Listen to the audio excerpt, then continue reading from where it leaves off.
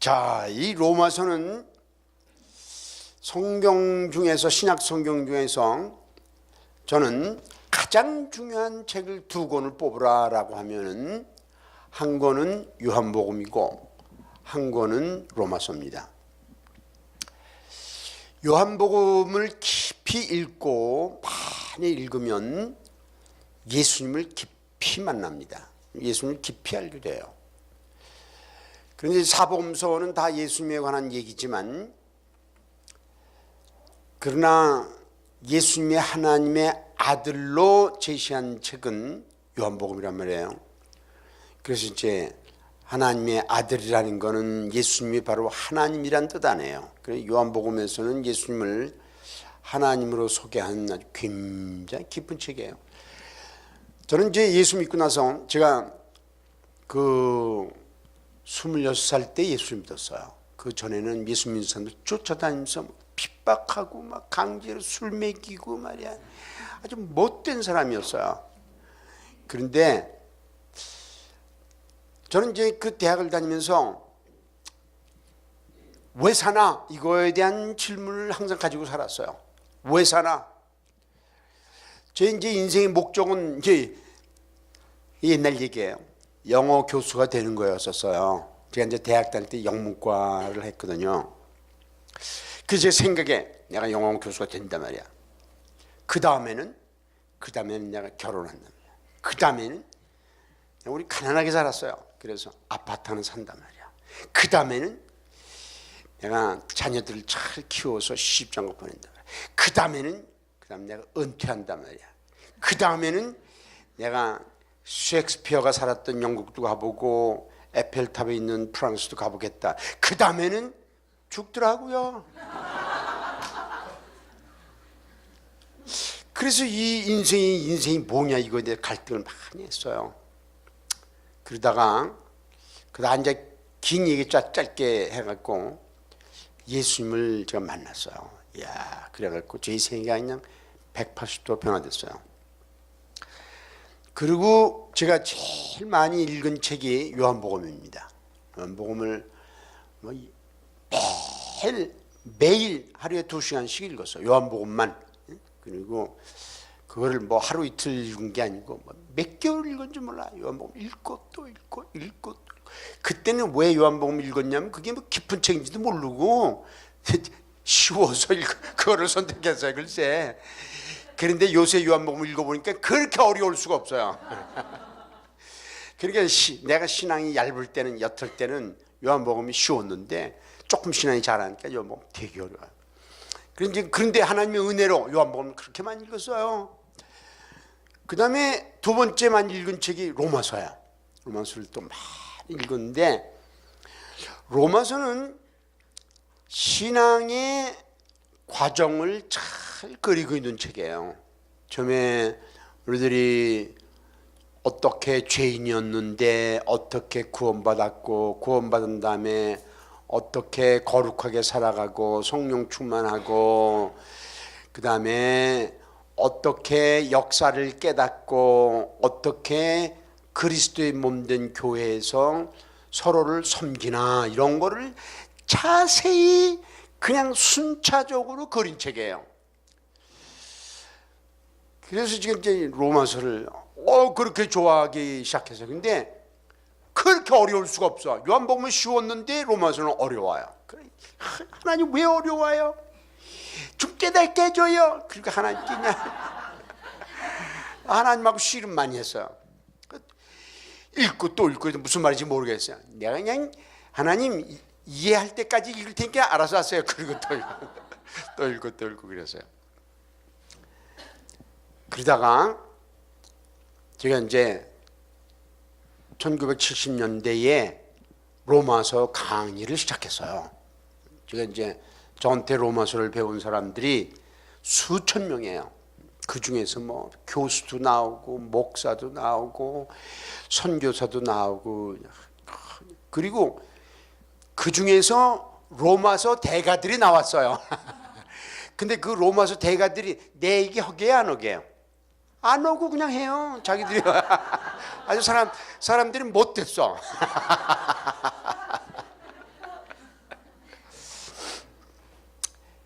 그런데 제가 이제 신학대학교에서도 로마서를 이제 가르쳤는데 그 로마서 가르칠 때 학생들한테 뭐라고 그랬냐면 로마서를 100번 읽어라. 목표를 100번을 두고 읽어라. 그래서 그리고 이제 제가 미국에서 가르칠 때는 그 미국 사람한테 100번 읽으라고 좀 미안해서 50번 읽어라 그랬어요. 그런데 미국 학생들은 50번을 읽고 나서 다 웬 사람이 있대요.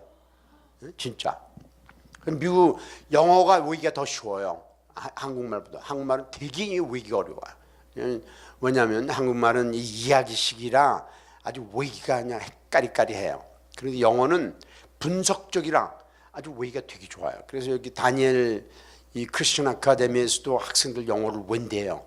영어를 외면은 이 사고가 분석적이고 논리적으로 변화되는 거야. 그래서 지도자가 되는 거예요. 그래서 여러분들 다니엘 크리스천 아카데미에 자녀들 많이 보내세요. 내가 보증합니다.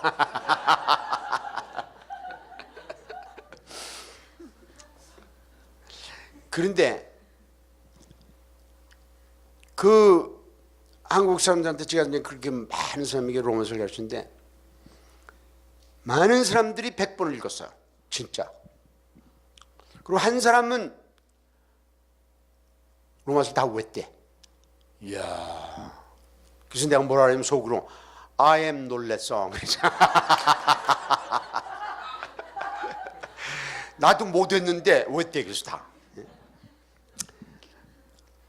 여러분들한테 이제 로마서 강의를 이제 하는데 물론 다 못 끝날 거예요. 그죠? 그런데 이거를 가르치는 사람이 다 가르치는 걸 잘하는 게 아니에요. 이거를 읽고 깨닫는 방법, 비결을 배우면 되는 거예요. 그럼 여러분들이 스스로 읽고 암송하면서 이걸 내 거로 만드는 거예요. 그래서 이제 제가 이제 김 목사님한테 물어볼 거예요. 성도들 중에서 100번, 50번 읽은 사람 몇 사람 나왔어요? 100번 읽은 사람 몇 번 나왔어요? 다 외운 사람 몇 사람 나왔어요? 물어볼 거야. 그래서 이제 김 목사님이 대답이 하나도 안 나왔어요. 그러면 아 이거 등대교회는 그 정도구만. 내가 그럴 거예요. 그러니까 알아서 하세요.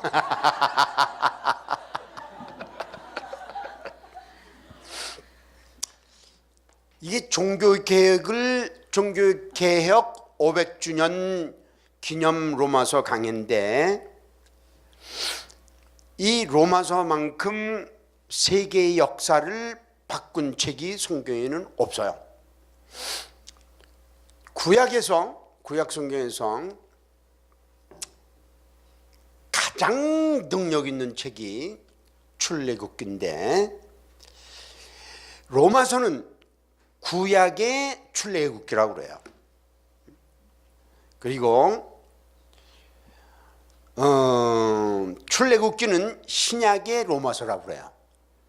두 책을 비교해 보면 전개가 똑같아요. 아주 놀라운 책이에요. 그래서 여러분들이 그러면 내가 출애굽기도 깨달아야지 그렇게 할 필요가 없어요. 왜냐하면 로마서 깨달으면 나중에 출애굽기도 깨달아요. 그리고 또 비밀을 내가 이제 말씀드리는데 로마서의 전개하고 요한복음의 전개하고 그렇게 비슷해요. 그냥 요한복음도 읽어야지. 그럴 필요 없어요. 로마서를 깨달으면 나중에 요한복음도 깨닫는 거야. 그게 굉장히 중요한 책이야. 그러니까 이제 기독교의 역사에서 이제 예수님이 십자가에 죽으시고 부활하신 다음에 이제 기독교가 시작됐잖아요. 그 전에는 뭐 유대교고. 그런데 기독교가 그렇게 시작된 일에 가장 위대한 인물이 물론 바울 사도예요. 그죠? 바울 사도는 신약 성경에 13권이나 기록했단 말이에요. 그런데 그 다음으로 가장 위대한 인물이 누구냐면 어거스틴이에요. 어거스틴 얘기 들어봤나요? 그래 뭐 성 어거스틴이래. 어떤 사람들은 성을 붙여. 그래서 거룩한 어거스틴이다 그런단 말이에요. 이 어거스틴은 방탕한 사람이었어요. 그냥 밤낮 술 먹고 말이야 그냥 오입질하고 그다음에 그냥 아내 처자를 돌보지 않고 막 그냥 막 그냥 돌아다니고 그러다가 나중에는 이단에 들어갔어요. 요새 신천지 같은 이단에 들어갔고 거기서 이제 이단에 만이교라는 이단에 들어갔고 거기에 9년을 지나니까 지도자가 됐어요. 톱 리더가 됐는데 아주 지도자가 됐는데 그런데 그 만이교의 아주 거물급 인사가 자기 있는 데를 방문했어요. 그래서 이제 이 어거스틴이 가졌던 질문이 있어요. 그 질문을 가지고 질문을 했더니 이 답이 신통찮아. 자기 마음에 안 들어요. 그래서 이야 회의를 갖기 시작했어요. 자기 지도자인데도 정말 만이교가 이게 잘 된 건가? 뭐 저 사람 답을 못하지. 그리고 이제 어느 날 마루에 걸터 앉아가지고 야 이건 뭐야 도대체 갈등을 하고 있는데 그런데 그 바깥에서 애들이 막 놀면서 노래를 불러요. 노래를 부르면서 지나갔어요. 근데 걔네들이 뭐라냐면 그 책을 펴서 읽어라. 그 책을 펴서 읽어라. 그러면서 그런 노래를 불러요. 간단한 거예요. 그 책을 펴서 읽어라. 그 책을 펴서 읽어라. 그런데 이 어거스틴이 그 노래를 듣고 갑자기 책을 읽고 싶은 거야. 그 책이 뭐게요?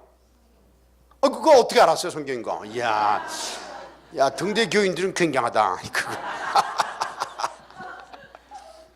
그래, 방으로 뛰어들어가서 성경을 탁 펴서요. 성경을, 그 책, The Book. 저였고. 탁 폈는데, 어디가 나올게요? 그걸 누가 가르쳐 줬어요? 이야, 이게. 등대교회는 굉장하구만. 내가 할 얘기를 다 하니까 나는 이제 오전 강의 끝나고 집에 가야 될 것 같아. 다 아는데 뭐.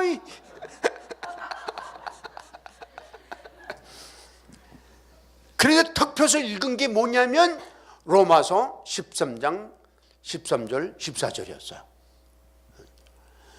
너는 방탕하지 말고 호색하지 말고, 호색이라는 건 여자를 좋아하고 뭐 그런 거 하지 말고 너는 그 예수 그리스도로 옷 입어라 뭐 이런 말씀이에요. 그 말씀을 그러니까 자기가 그 핀 거 아니에요. 우연히 폈는데 그 말씀을 읽었어요. 그 말씀을 읽고 확 뒤집어졌어요. 그래서 그날 구원받았어요. 그리고 만이교도 때려 부시고 그리고 막 그냥 그 다음부터 성경을 읽고 기도하면서 이 성경에 관한 많은 어려운 질문들을 이제 해석하기 시작했어요. 그래 어거스틴이 이 해석은 모든 기독교 해석의 근간입니다. 시발점입니다. 인프라입니다. 그래서 그 사람을 성 어거스틴이라고 그래요. 성을 누가 붙였냐면 천주교에서 붙여줬어요. 천주교에서는 뭐 어떤 사람들은 성을 붙여요. 성자다 말이야. 거룩하다 말이야. 그런데 어거스틴이 하여튼 그래서 이제 어거스틴의 참여력도 나오고 뭐 어거스틴이 하늘나라도 나오고 뭐 굉장해요. 그런데 그래서 로마서는 굉장한 책이에요. 그죠? 기독교의 해석의 뿌리인 어거스틴을 바꿔놓은 사람, 바꿔놓은 책이 어거스틴이에요. 그것도 뭐 로마서가 바꿔놓은 게 아니고 로마서에 있는 두 구절이 로마서 13장 13절 14절. 그 다음에 이제 어거스틴은 4세기 사람이에요. 그런데 5세기서부터 아니 그렇게 말하지 말고 500년경부터 1500년까지를 1000년을 500년 AD 500년서부터 주후 500년서 그냥 서기 이렇게 하면 더 좋죠. 500년서부터 1500년까지를 중세라고 그래요. 그런데 그 중세의 특징은 이 신본주의예요. 그게 뭐냐면 모든 생각과 말과 행동과 삶이 하나님 중심으로 사는 거예요. 그 신본주의의 주인공이 누구냐면 천주교예요. 천주교에서 뭐라고 하냐면 성도들 성경도 읽지 못하게 하고, 그리고 예배 드릴 때는 성도들이 알아듣지 못하는 라틴 말로 예배를 드리고, 그래서 중세 때는 말이죠, 인간이 아니야. 너는 감옥에 가야 되고, 너는 죽어 그럼 죽어야 되고 말이죠. 아주 그냥. 그래서 이 천년 기간을 뭐라고도 말하냐면 암흑시대라고 그래요. 암흑시대. 영적으로 암흑시대예요. 그런데 그때 그거 조금 지나서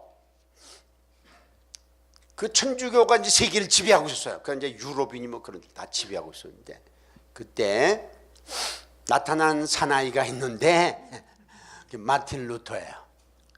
그래서 그럼 들어봤죠? 마틴 루터라는 사람이 나타났는데, 그 사람이 어느 날 그 대학교 교수였었어요. 이 독일에서, 그 사람 독일 사람인데, 독일에서는 박사 되기는 쉬워도 교수 되기는 어려워요. 교수는 하늘의 별따기예요. 그래서 독일에서 교수라면 굉장한 거예요. 그런데 그 교수였는데 자기 친구 교수하고 그 피크닉을 갖다, 소풍을 갔다가 갑자기 소나기가 와서 나무 밑에 이제 그 잎을 피워서 있는데 그냥 번개가 쳐갖고 그 친구가 즉사했어요. 그래서 마틴루터가 너무 놀래갖고, 야, 인생은 죽는구나. 결국은 죽죠. 그죠? 죽죠? 죽는데, 그래서 이제 그 다 대학교 교수를 그만두고 신부가 돼요. 신부가 돼갖고 열심히 그냥 내가 인생의 목적을 찾아야 된다. 죽음의 문제를 해결해야 된다. 열심히 이제 그렇게. 그런데 한 여러 해가 지나니까 계급이 자꾸 올라가요. 이게 이제 천주교는 계급이 있는 사회예요. 계급이 있는 집단이에요. 계급이 많이 올라갔고, 그 양반이 성지순례를 갔어요. 성지순례는 뭐냐면, 천주교의 성지순례는 로마를 말하는 거야. 로마에 바티칸이 있잖아요. 그죠? 거기 교황이 살고 있잖아요. 거기를 이제 갔는데, 그 로마에 가면은 큰 천주교 성당이 2개가 있어요. 그거는 그 천주교를 대표하는 성당이에요. 지금도 있어요. 여러분 이제 로마 가면 기회가 되면 가보세요. 나는 2군데 다 가봤어요. 그런데 하나는 베드로 성당. 이 천주교 사람들은 베드로가 제1대 교황이라고 거짓말을 시켜요. 베드로는 자기가 교황이라고 해본 적이 없어요. 근데 하여튼 베드로 이름을 따갖고 성당을 만들었어요. 굉장히 크고 화려하게 만들었는데, 그 베드로 성당에서 교황이 미사를 드려요. 그 다음에 또 이제 반대쪽에 가면은 뭐가 있냐면은 성요한 성당이 있어요. 요한.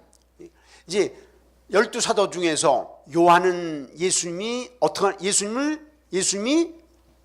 가장 사랑하는 제자죠. 그죠? 베드로는 예수님이 수제자죠. 그죠? 여러분 답 못하는 것도 있구나.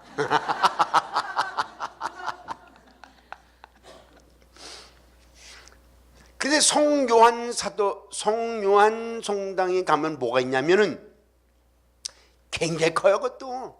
그런데 가면 뭐가 있냐면 앞에 예수님이 빌라도 앞에서 심판을 받던 계단이 있어요. 실제로. 그 계단이 딱 있어요. 그럼 이제 거기 가보니까 천주교 신부들, 천주교 수녀들이, 신자들이 거기를 와요. 성지 순례로. 그리고 거기 와서 그리고 무릎을 꿇어 들어가자마자 굉장히 넓어요. 그 대리석으로 됐는데, 그런 사람들이 막 어떤 사람들은 막 대성통곡을 하고 어떤 사람은 막 그냥 방바닥을 때리고 그리고 무릎으로 기어가 어떤 사람들은요. 그 예수님이 빌라도 앞에 심판을 받던 계단을 향해서 막 울면서 가요. 그러니 무릎에서 막 피가 나고 그래요. 그런데 천주교의 구원 교리 중에는 뭐가 있냐면 자기의 노력이 들어가야 돼요. 그러니까 그런 거는 구원을 이루는 방법 중에 하나야. 피 흘리는 건 좋은 거예요. 그죠? 개신교는 안 그래요? 그런데 그 사람도 그런단 말이에요. 여러분 그런데 마틴 루터도 거길 갔어.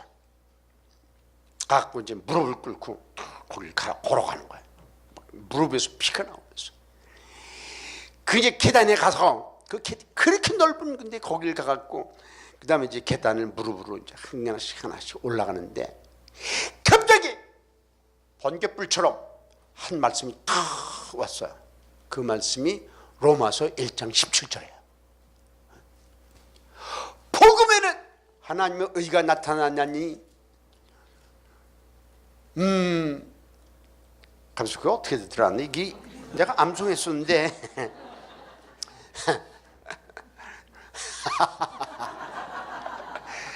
야, 김 목사님 앞에 있으니까 생각도 끊어져.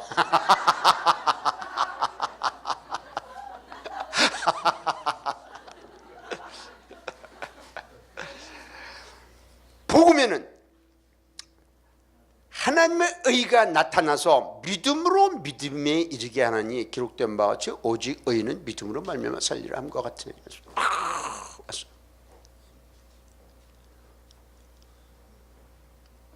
믿음으로 살리는 거야. 믿음으로. 그러니까 천주교에서는 믿어야 되지만 중요한 게 뭐냐면 행위가 중요한 거야. 행위. 그래서 그렇게 행위를 했는데 아니다 말이야. 믿음으로 오직 의인은 믿음으로 살리라. 믿음으로 믿음에 이르게 한다. 그래서 그냥 마틴 루터가 깨닫고 그리고 그냥 벌떡 일어나서 무릎으로 올라가던 계단을 벌떡 일어나서 발로 걸어와 갖고 그걸 깨닫고 두 가지 그걸 깨닫고 보니까 이 천주교가 개판이야. 요새 말로요. 왜 개판이냐면 크게 몇 가지를 잘못했는데 그 중에 하나는 구원론이 잘못된 거예요. 노력으로 구원받아야 된다. 또 하나는 그 캐톨릭의 천주교의 부패상, 구원받지 않은 사람들이 종교에 깊이 들어가면 부패하는 거예요. 그 사람들이 뭐 면죄부를 팔고 뭐 얼마나 지저분한지 몰라요. 그리고 천주교 신부들과 수녀들은 결혼 안 하는 거 알죠?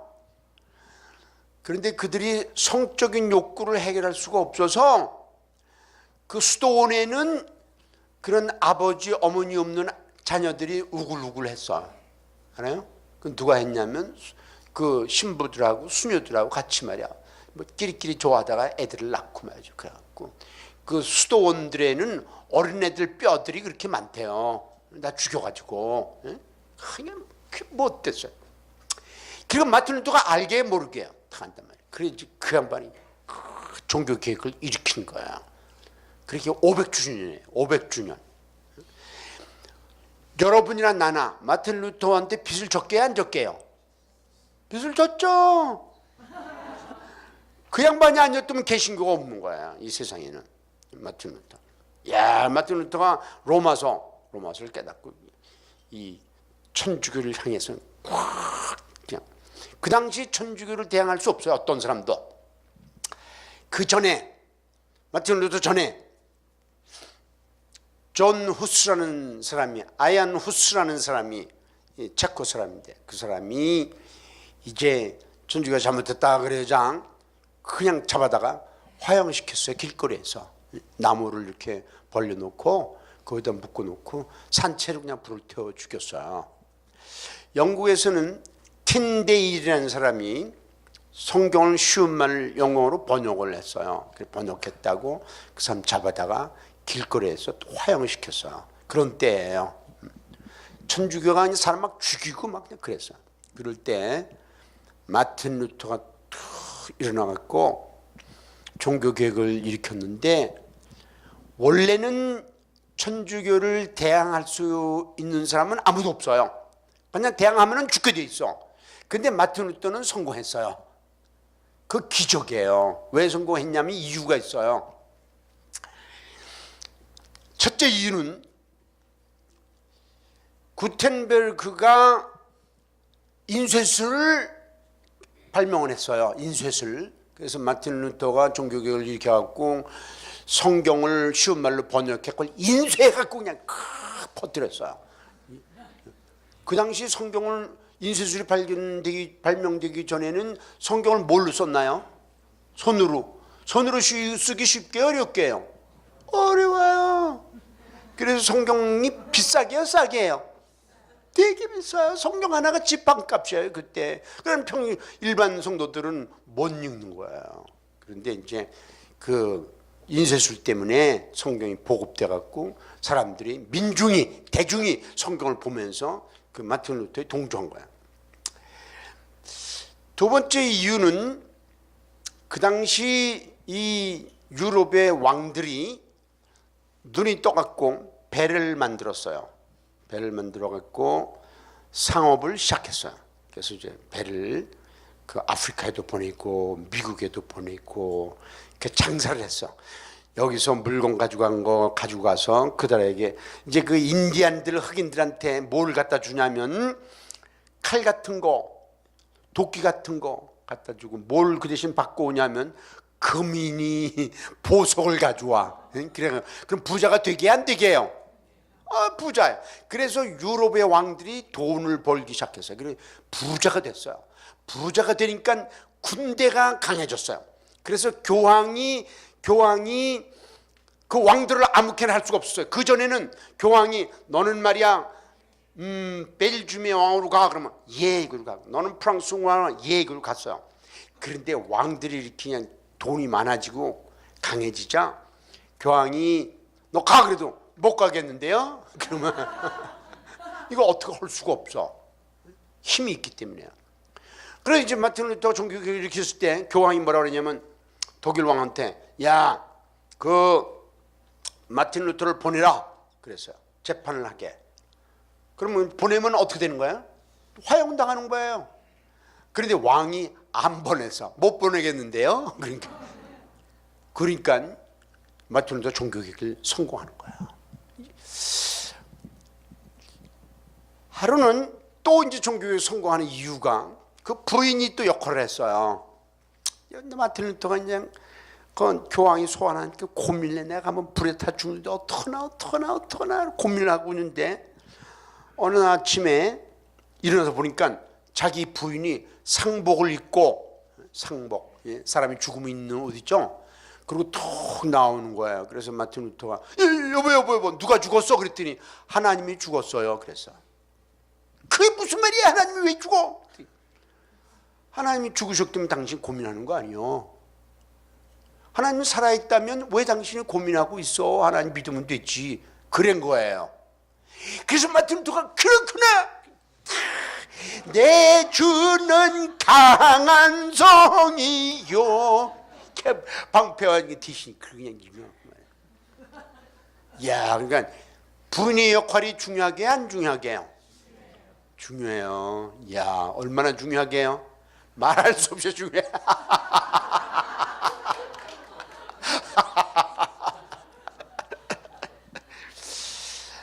이번에 로마서 강의 왜 하게 된 줄 아세요? 우리 김 목사님이 사모님한테 당신 무슨 성경을 배우고 싶어? 로마서요. 그래갖고 결정을 했대요.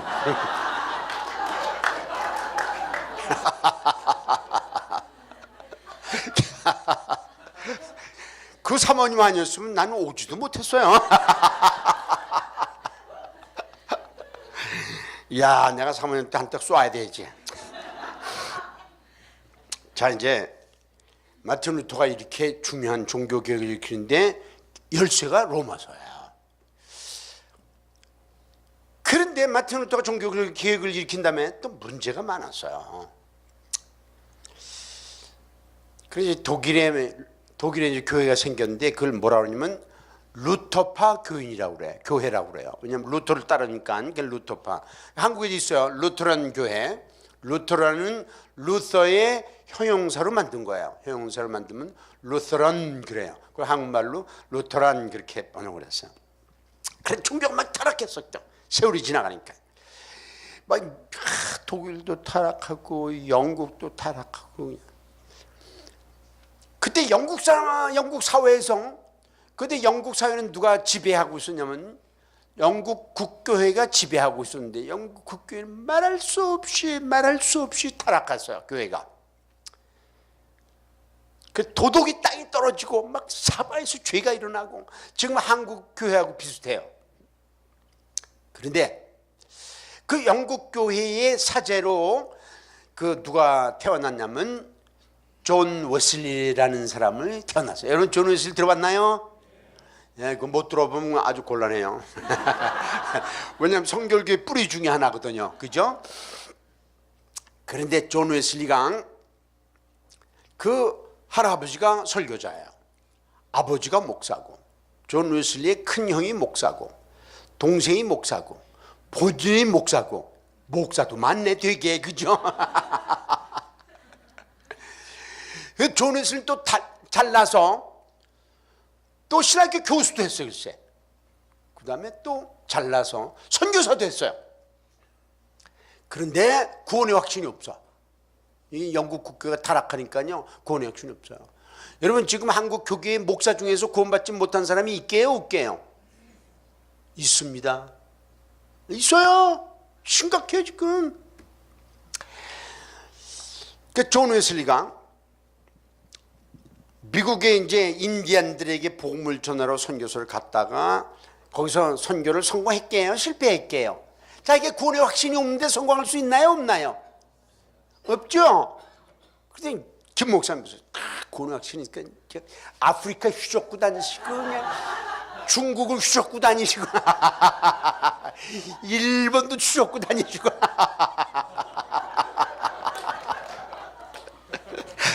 구원의 확신이 있으면 안 되는 거예요. 성경 공부는 안 하고 말이야 웃기만 하네. 본래 성경 공부는요 되게 재밌는 거예요. 제가 이제 옛날에 목사들 성경을 참 많이 가르쳤는데 한 번은 우리 목사들이 어디 산속에 들어가서 2박 3일을 가서 있었는데 얼마나 많이 웃었는지 밥해 주는 사람들이 저 사람들이 정말 성경 공부하러 왔나 웃으러 왔나 그랬어요. 성경이 재밌어요. 그 존 웨슬리가 선교 실패하고 이제 배 타고 이제 영국으로 돌아가면서 자기 일기다 뭐라고 쓴 줄 아세요? 뭐라고 썼냐면 나는 미국의 인디안들을 회심시키러 갔는데 누가 나를 회심시킬꼬 그랬어요. 자기 회심 못해갖고. 그러다가 이제 어느 날 수요일 예배를 가야 되는데 자기 목사니까 예배 가야잖아요. 가야 되는데 그때냐 막 바람이 불고 진눈깨비가 와갖고 막 자기 교회까지 갈 수가 없어요. 그래도 안 갈 수가 없어요. 그래서 이제 그냥 수요일 저녁에 예배를 가다가 자기 교회까지 못 가고 그 근처에 있는 어느 조그만 교회로 들어갔어요. 예배는 드려야 되니까.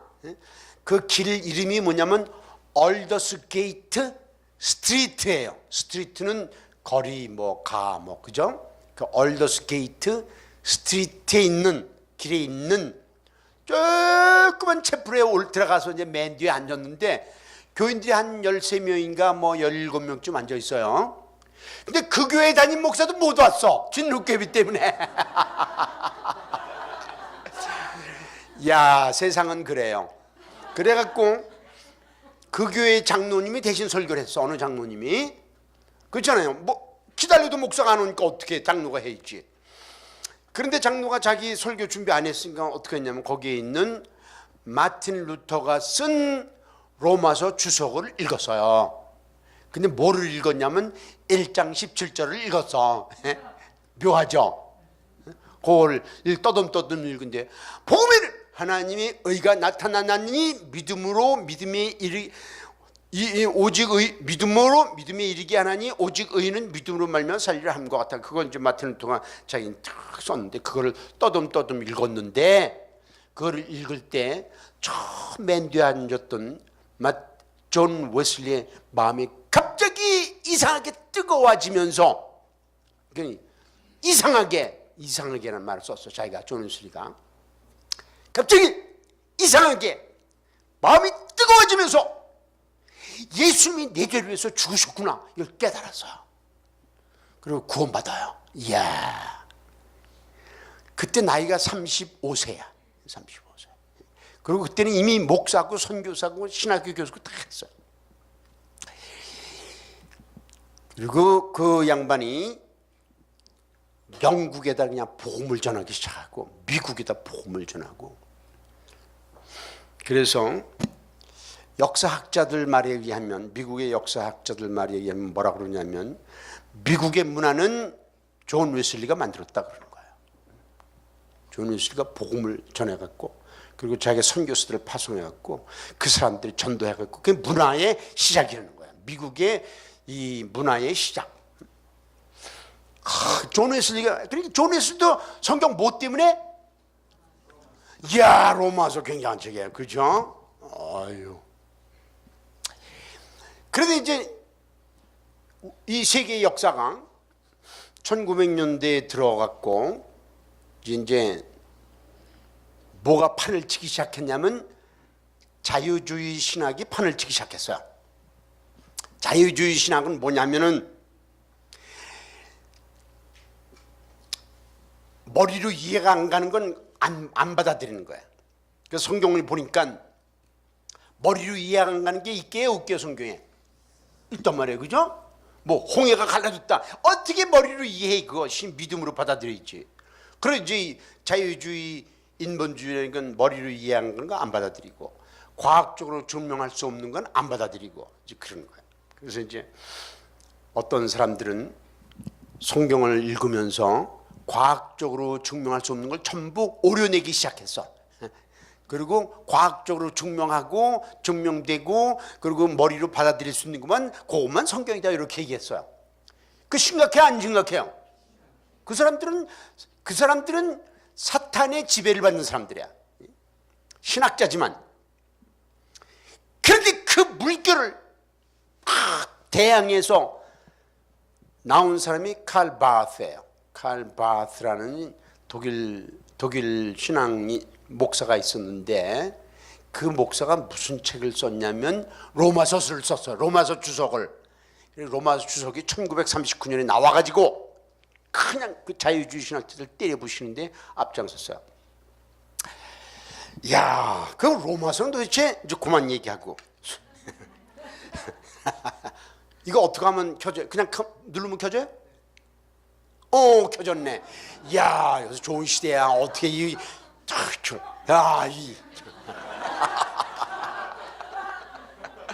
아임 놀랬어.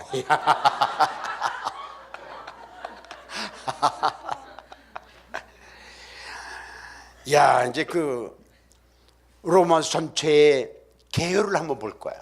전체 개요. 여러분, 이 노트를 여러분 받으신 거 있죠? 이번에 오늘 들어오시면서 로마서에 이렇게 책을 잘 만든 데는 이 교회가 처음이야.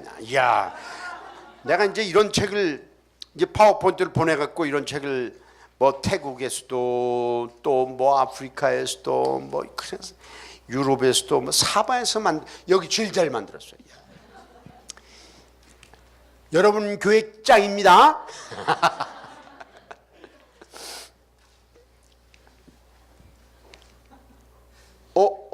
넘어가라. 왜 이렇게 늦어? 야, 얘가 왜 이래?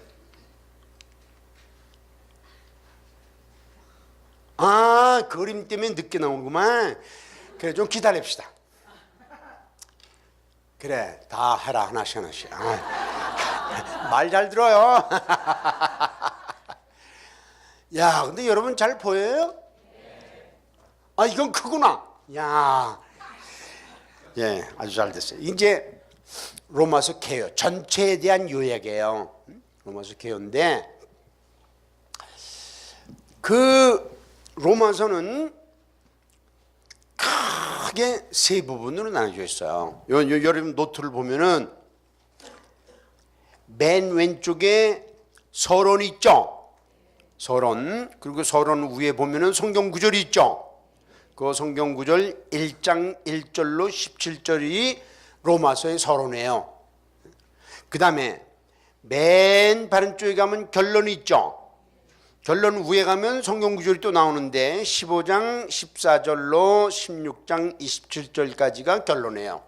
그리고 로마서는 16장 27절까지예요. 그 다음에 요 가운데 있는 게 본론이에요. 그게 진짜다 이거예요. 그건 이제 1장 18절서부터 15장 13절까지예요. 그래서 이제 우리가 로마서 하면 크게 세 부분으로 나눠준다. 그죠? 이걸 머릿속에 집어넣어야 돼요. 로마서는 세 부분. 처음에 뭐요? 서론, 본론, 결론. 그런데 여러분들은 전부 머리가 좋으니까 아주 그냥 성경절도 외워버리자고 이 시간에. 서론은 1장 1절서부터 1장 몇 절까지? 17절. 그냥 벌써 다 외웠어요? 안 놀랬어. 이야, 어떻게 그렇게 빨리 외워? 나 이거 외우는데 몇 년 걸렸어 이거. 그런데 1장 1절부터 17절 이게 되게 중요한 거야. 서론이. 서론 부분을 잘 이해하면은 로마 전체를 다 이해할 수 있어요. 그 정도로 중요한 거야. 그 다음에 여기 로마서는 몇 장까지 있죠? 16장까지 있어요. 16장까지 해서 이제 보통 로마서를 나눌 때 크게 둘로 나눠요. 반으로 뚝 잘라갖고 1장부터 8장까지 그거는 교리를 다루고, 그 다음에 9장서부터 16장까지 이거 반씩 8장씩 나눠갖고, 그래서 이제 그 9장서부터 이 16장까지는 그 실천이다 뭐 그래요. 그래서 이제 처음에 이제 교리를 다루는데, 그런데 그게 어디까지 가냐면 1장 18절서부터 15장 13절이에요. 15장 13절. 자, 그것도 여러분 지금 보이는 거예요. 서론만 딱 보이면은 그냥 본론 외우기 쉬워요. 그죠? 서론 1장 1절서부터 몇 절까지? 17절까지. 그 다음에 본론은 다음 절. 그죠? 1장 18절서부터. 요거는 꼭 외워야 돼. 15장 몇 절까지요? 15장 13절까지. 요걸 딱 머릿속에. 내가 이제 요거 예배 끝나고 저기 나가서 어디서 서갖고 이제 물어볼 거야. 그래 못된 사람은 못 나가.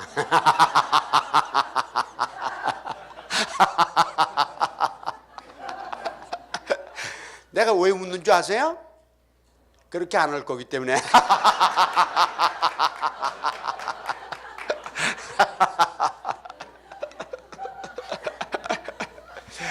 아이고, 그 얘기 안 할 걸.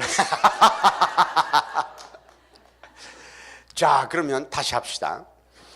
서론 1장 1절서부터 17절까지, 본론은 1장 18절서부터 15장 13절까지. 이야, 여러분 짱입니다. 그 다음에 이제 당연히 결론은 15장 그 다음 절, 그죠? 14절서부터 마지막 절. 그게 16장 몇 절이요? 27절. 자, 그거를 머릿속에 탁 집어넣어요. 이제 내가 나갈 때는 안 물어보지만 이따 저녁 예배 때 들어올 때는 얘가 서서 물어볼 거야.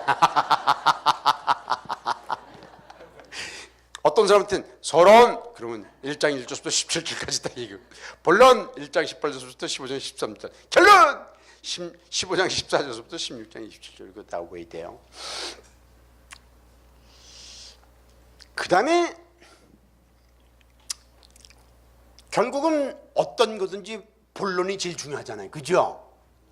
그런데 이제 본론이 5부분으로 나뉘어진다는 거야. 5부분. 이야, 이거 무서워. 무서운 교회 앞에 있어요. 시계가 있어. 무서워. 시계가 빨리 끝내, 빨리 끝내. 그러고 나한테 말하는 것 같아, 꼭. 성도님들이 배고프단 말이야. 빨리 끝내. 그러는 것 같아.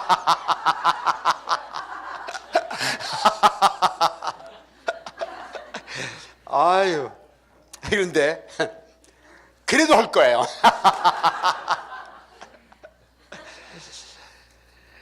자, 5부분으로 5부분.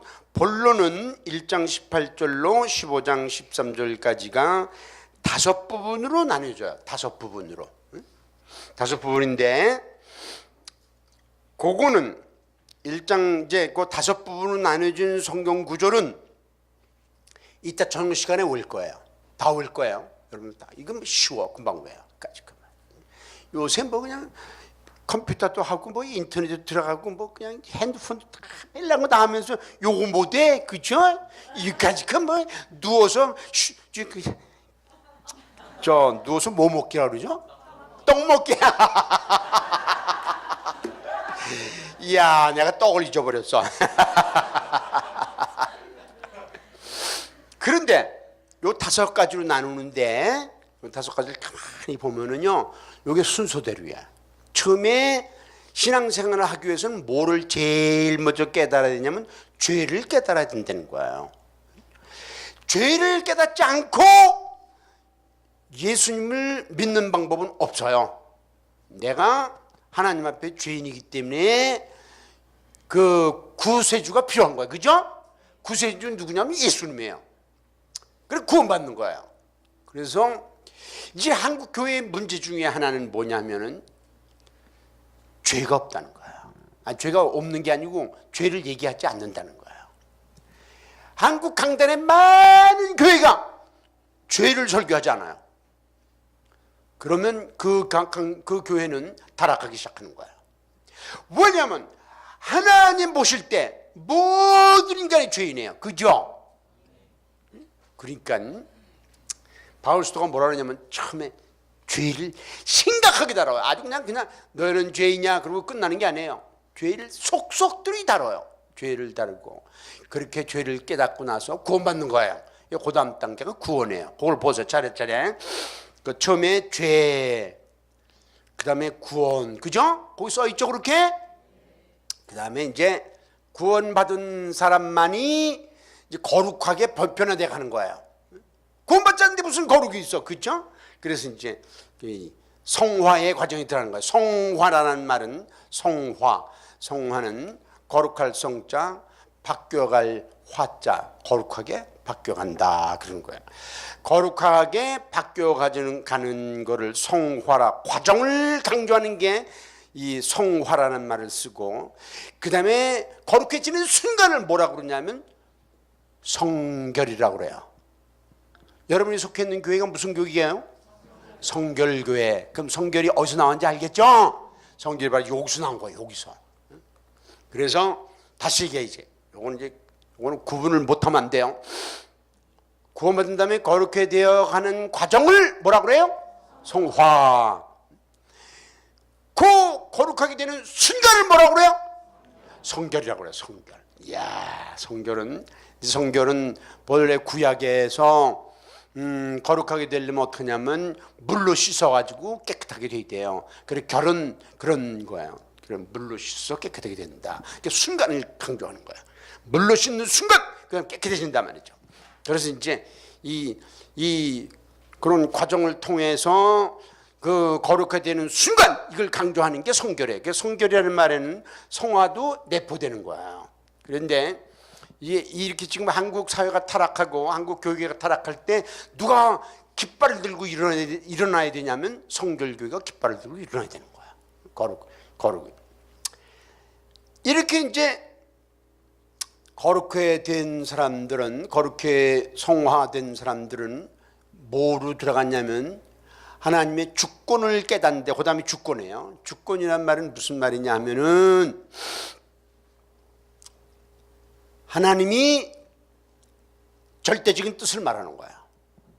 하나님 절대적인 뜻이 있어요. 그건 아무도 대항할 수 없어요. 예를 들면 하나님이 어느 날 천지를 창조하셨어요. 그거 누가 쫓아가서 하나님 창조하지 마세요 그럴 사람이 있어요, 없어요? 없어요. 이게 절대적인 뜻이야. 그걸 갖다 주권이라고 그래요. 그 다음에 아침이 되면 뭐가 떠요? 해가 떠요. 그거 하나님의 주권이야. 절대적인 뜻이에요. 해야 뜨지 마라. 그러면 해가 안 떠요? 그걸 아무도 막을 수 없어. 그래서 이게 하나님의 주권이라고 그래요. 하나님의 주권이라는 말은 다른 말로 말하면 절대적인 뜻. 그 주권 옆에다가 그걸 써놓았어요. 절대적인 뜻 이렇게 써놔 보세요. 그 책에, 그 여러분이 받은 책에 주권 옆에다가 절대적인 뜻. 밤이 되면 뭐가 떠요? 달이 뜬단 말이에요. 그거 막을 수 있는 사람 손 들어봐요. 막을 줄 못하는 거는 이제 하나님 절대적인 뜻이에요. 그게 주권이라고 그래요. 그래서 이제 우리 신앙생활에 깊이 들어가면은 어떻게 되냐면 하나님의 절대적인 뜻, 주권 아래 들어가는 거예요. 그래서 내가 뭘 해도 하나님 다 아시고 하는 거단 말이야. 그 신앙이 상당히 깊이 들어간 거예요. 이렇게 신앙이 깊이 들어간 사람들은 마지막으로 뭘 하냐면 다른 사람들을 섬기는 거야. 기독교의 최후의 열매는 섬기는 거야. 다른 사람 섬기는 거. 다른 사람 섬기는 거. 그래서 이제 네 이웃을 네 몸같이 사랑하라. 이게 섬기라는 얘기예요. 섬기. 얼마나 놀라워요. 다른 사람을 섬기는 삶이에요. 그런데 요거에다가 내가 영어를 써놨어요. 그죠? 죄, 구원, 성화, 주권, 섬김 영어를 썼는데 왜 그러냐면 그 죄를 영어로 sin, S-I-N, 구원을 영어로 salvation, 성화를 sanctification, 주권을 sovereignty, 섬김을 service 그런데 그 공통점이 뭐게요? 야, 전부 S로 됐어. 5SC라고 그래. S로 된 거야 전부. 그래서 이걸 외기 쉽게 하는 거예요. 처음에는 뭐? 이거 보지 말고 처음에 나를 탁 보고 대표야. 처음에는 뭐? 죄. 두 번째는? 세 번째는? 네 번째는? 네, 주권이 어려워. 주권. 근데 여러분 주권만 깨달으면 아주 쉬운 거야. 다섯 번째는? 예, 그 다섯 가지. 이게 이제 로마서 본론이에요. 본론에 다섯 가지를 나누는 거야. 다 외울 수 있죠?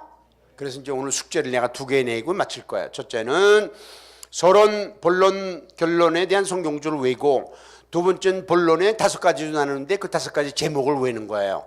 외울 수 없는 사람 손 들어봐요. 자, 그러면 나머지는 또 저녁에 하기로 하고 같이 기도하고 마치겠습니다.